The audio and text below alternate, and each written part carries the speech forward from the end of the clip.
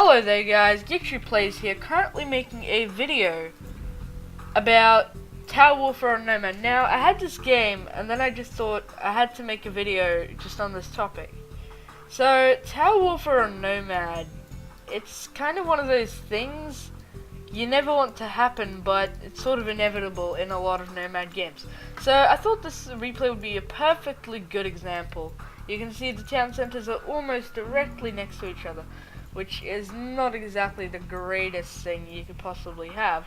However, we don't necessarily see each other with town centers, so that's not really going to help. Of course, he finally sees my town center, but it's far too late, and he can't really cancel construction.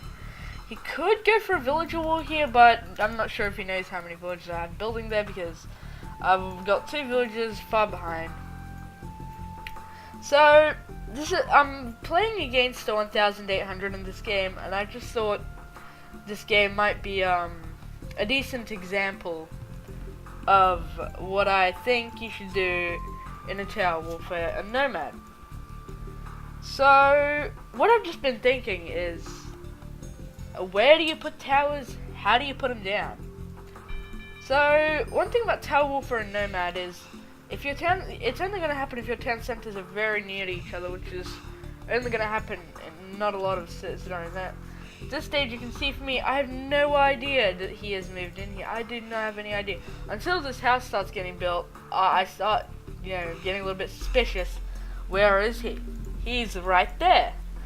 So, one thing about Tower Warfare and Nomad in these sorts of situations is fish are critical. You cannot farm. You need wood and stone if you're going into Tower Warfare. Now, I normally always go for fish in Nomad. It's pretty much inevitable to not go for fish in this map. So, here you can see he does have an economical advantage. It's hard to tell who has better here. I've got 2 berry supplies. Now, as you can see, he doesn't necessarily see this berry supply yet, but he does see this one. However, I can see this berry supply. Now, he does get 3 bulls to compensate for that lack of berries, but it's more meat quicker rather than it's quantity over quality, I guess. So yeah, I'm just taking berries over here just to kind of, quantity over quality, so that's, well, he's kind of walling off here with some walls and houses, kind of stopping my villagers from entering his base. Now, I don't exactly have an exact view of his town center yet, but some good news for me is I've got a vague idea of where he is, because I'm pretty sure it just adds that in. I can't actually see this. So at this stage, I can see this, however, and it's a tower, and I just quickly garrisoned my villagers. I actually think it's GG at this stage, because I just started going to feudal, and he's already putting towers down. Now at this stage, it is 4 villages in town center against a tower. This is a pretty unfair fight. So as you can see, I just had to evacuate those villages. Now this was a bit of a mistake by me, just trying to destroy this tower, because what I didn't know he'd do is he'd just do this. So a fairly big loss. I put this tower down here. Now the reason I put the tower down here is so that he can't advance any further to take over my stone line, because that would just be horrendous. At that stage, it would just be horrendous. And then I put down this tower here to pretty much stall the production of that tower.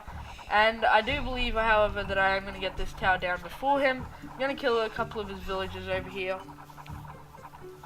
Now, over here, because his town center is not in this battle. I have a town center in this battle. Now, something to take note of here. Let's compare fishing economies. He's got a fair bit of a fishing economy, but I'm still increasing my fishing economy just in order to sustain production.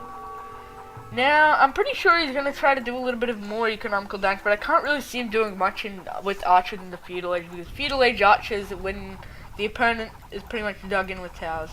So what you're going to want to do if you're towered, and he puts a tower down first, you're going to want to have to tower defensively. So a bit like this, just to kind of defend your resources and stop him from towering too aggressively. So here I'm getting a market, already got the blacksmith down. Going to be going to the castle age soon, Now, let's see how close he is. He is nowhere near the castle age. So, he's going to need to apply some more pressure on the feudal age. I don't see that happening very effectively and very soon. These towers for him are full of villagers. At this stage, my towers are much more efficient, less villagers inside. Actually, no, I think he. Let me just check real quick. His towers do need. Wait, my bad. Again. His towers. This tower is mainly full of skirmishes. So, and at this stage, it's just GG. As soon as I reached the castle age, this tower was about to go down, and he didn't really have much capability. Now, what I really think I could have done, I actually thought about this for a moment in the game. It was to go into Fire Galleys and destroy any fishing economy he had. However, I didn't really know he had 0 farming, and by doing that, I would have pretty much crippled his entire economy, forced all those wood choppers and some of those stone miners even to go into heavy farming because he had those scouts. He wouldn't be able to get more scouts, and he needed to save up a lot of food. So taking a look at some of the game statistics at this stage, you can see total score I had a little bit more, but I'd kind of say that's because he had slightly more towers than me at the end. And some scouts and skirmishes. Here you can see I got more units killed than him, most likely because of his aggressive towering and my defensive towers. Economically, you can see he collected more wood and stone than me, however I collected more food and gold.